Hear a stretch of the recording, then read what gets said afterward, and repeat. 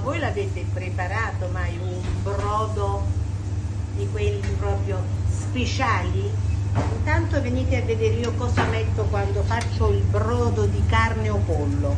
Metto un bel cappone, inquadriamolo, un bel cappone di quelli allevati a terra.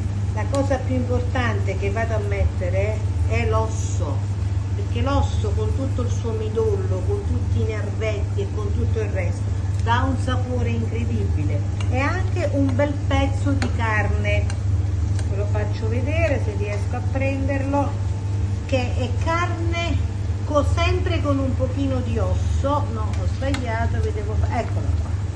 Questa è una parte di vitella che ha anche, sto facendo schifezze, che ha anche la parte con il grasso, sedano, carota, cipolla, ma il profumo del brodo è dato da questa spezia che è la noce moscata. La noce moscata, oltre a dare al brodo un profumo unico, vi toglie anche tutte le negatività, profuma la casa, vostro marito sarà molto più contento, vi abbraccerà, vi bacerà.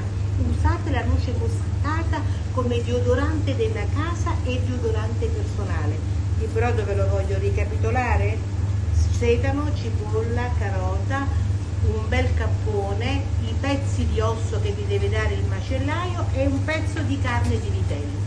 E poi mi dite, anche questo deve stare sul fuoco affinché il pollo non è ben cotto e sia ristretto.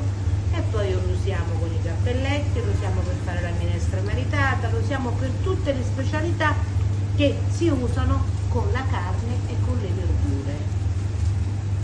Che ve devo dire? Seguitemi, io ho il mio videomaker che mi fa questi video molto belli, che vanno molto bene, quindi continueremo a proporvi tutte le mie ricette con i consigli. Buon weekend a tutti!